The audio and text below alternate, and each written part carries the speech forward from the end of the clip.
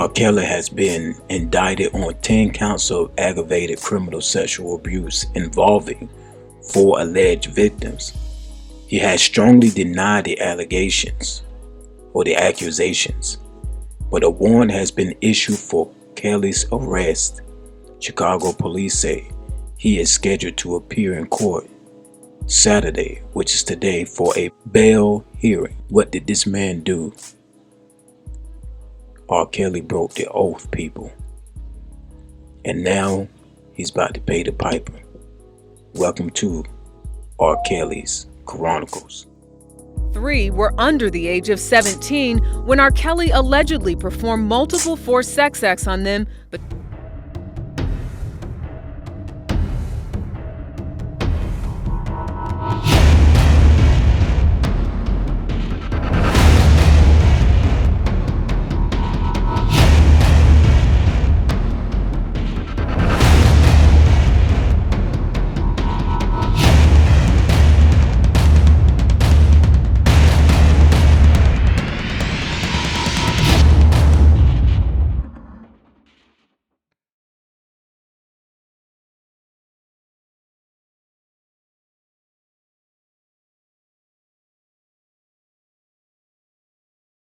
Mayweather is not wealthy because he could box.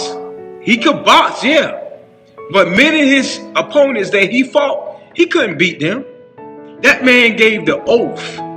He gave an oath to the Baphomet. When he gave the oath to the Baphomet, they made him wealthy. They gave him a name. They made him, quote unquote, legendary.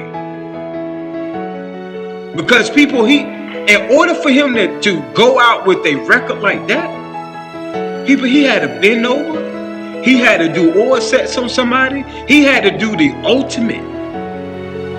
You're not going to get big unless you are a witch and you have sold your soul to the devil for wealth. People are like, what it means by selling your soul. You can't sell what you don't own, but in their mind, they gave their will over to the devil to do his work. And what is his work? To distract, demoralize, dehumanize, and to exalt homosexuality, because that's what's running the show right now. So R. Kelly broke the oath, and he's about to pay the piper. Until next time.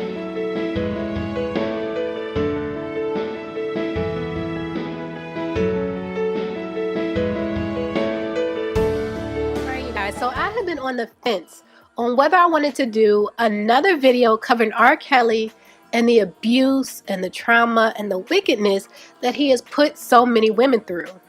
Until today, I hadn't even watched the Surviving R. Kelly documentary because I didn't want to get caught up in my feelings as I watched each of the women tell their story of how they were sexually, physically, and mentally abused by R. Kelly.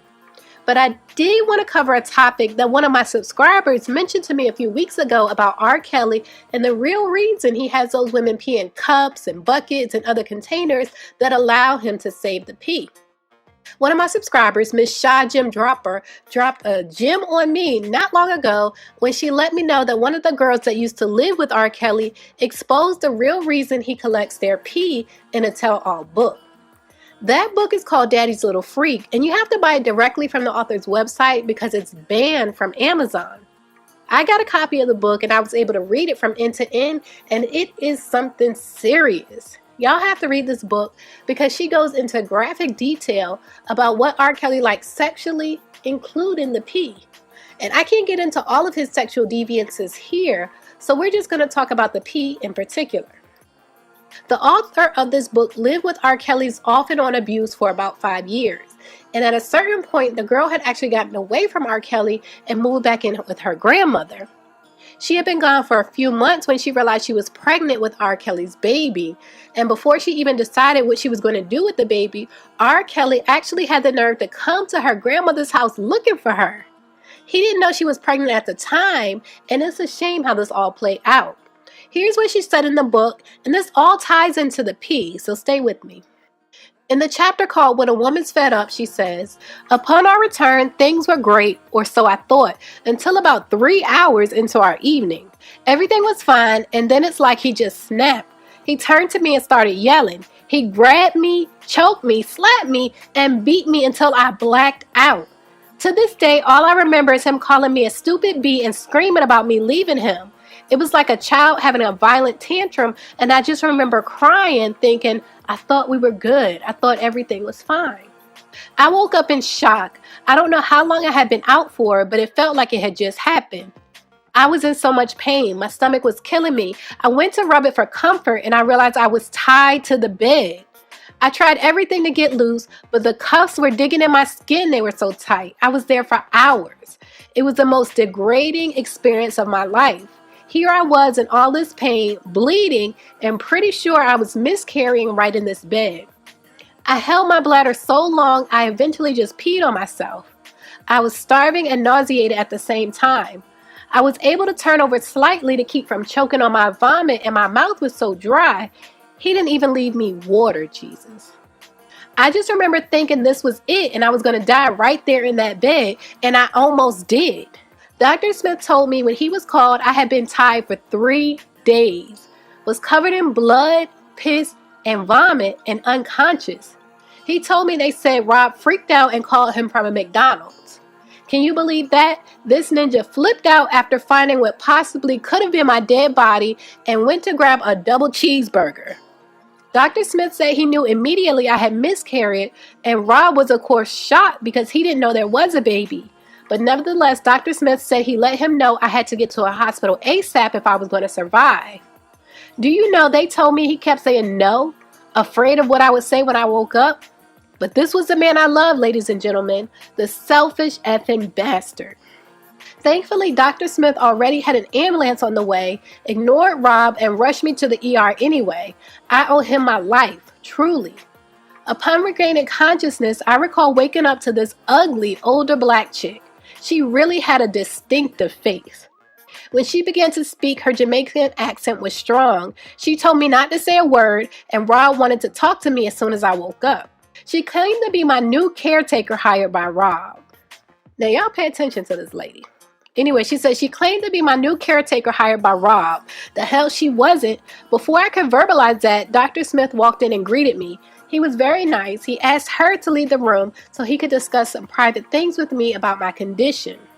The bee acted like she didn't want to move, said Rob said she needed to know everything. He urged her several times before she got the picture. That's when he shared with me everything that had happened and told me that I had to get away from Rob. I was speechless. I mean, what could I say? He was right. He told me he had 2 daughters my age, and he'd kill a man dead for doing what Daddy was doing to me. I just laid there quiet. Was herpes not enough? You know he knew he had that, right?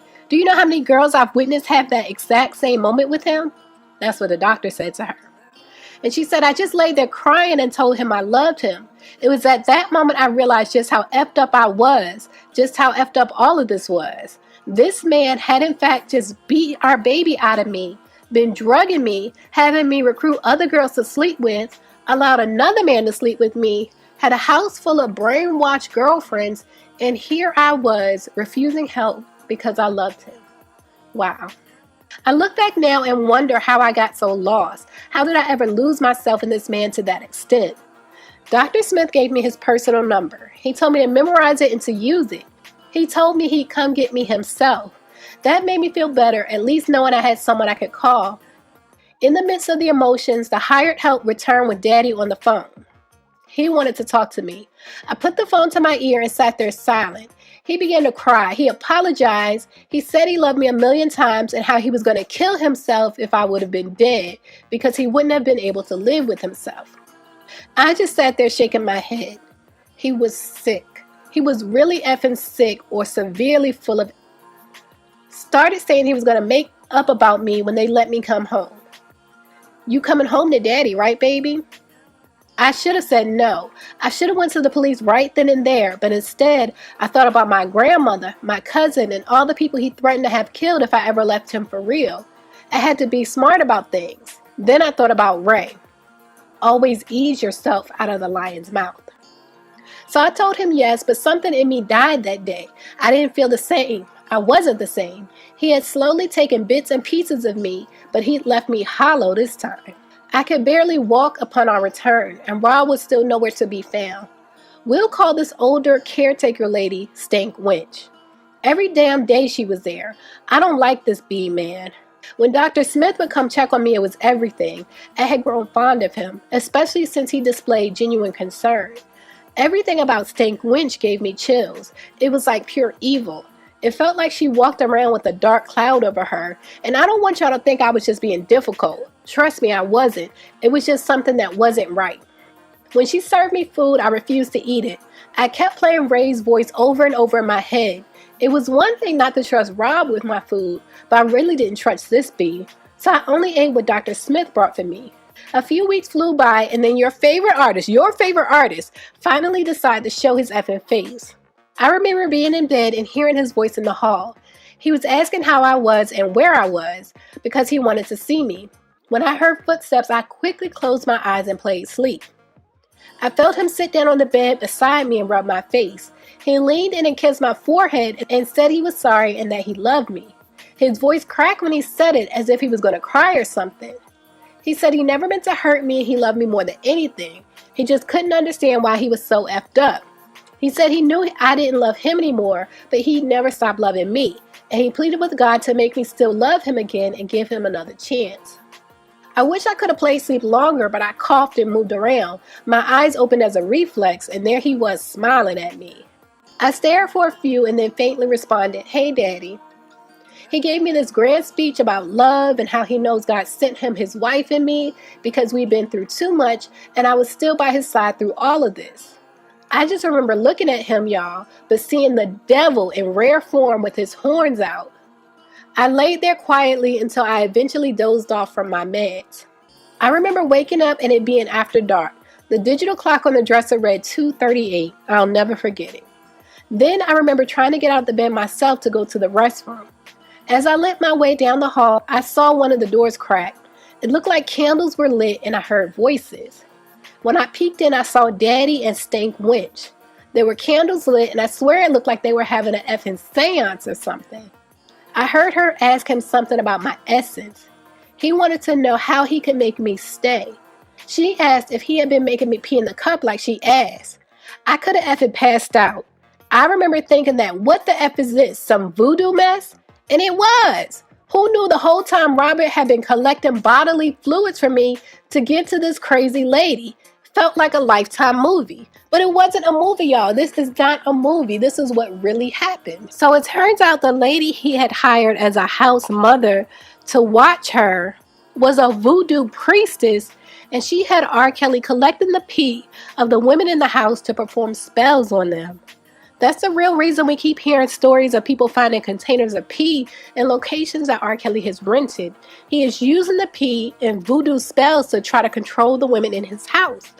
The same R. Kelly who has collaborated with gospel artists like Kirk Franklin and Marvin Sapp has a flip side, a dark, sinister side, and this woman revealed that he actively practices voodoo. So now y'all know. You can't act like you never heard it before. Now y'all know. And I know that might be hard for some of y'all to wrap your head around. And in general, I notice a lot of people have a hard time believing that someone in a position of influence would do something so weird or so crazy. But just because you can't believe it doesn't mean it's not true. The truth doesn't need any believers. The truth is the truth whether you believe it or not. And personally, I believe this woman is telling the truth about what she saw that night at his house. The Bible says, turn away from people that have, quote, a form of godliness, but denying the power thereof. It says, from such turn away. For of this sort are they which creep into houses and lead captive silly women laden with sins, led away with diverse lusts.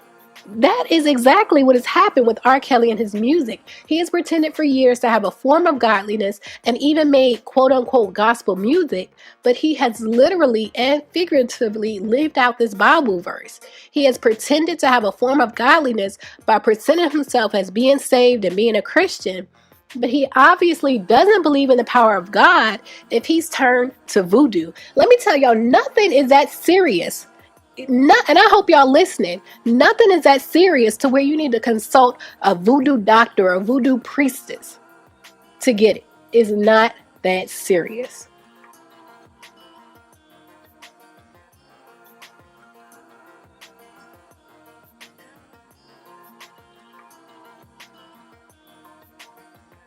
Someone had mentioned in my comments the other day on a totally different video how the devil blesses people too. And I actually hear people saying that they're open to that they're open to consulting witch doctors, and basically saying that they're open to the dark side to get what they want.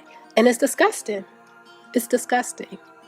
This is why we have to stay prayed up, y'all. People with power and influence are doing so much behind closed doors, and sometimes right in our face. And as consumers of music and products and whatever, we have to continuously go to God in prayer about everything. Everything.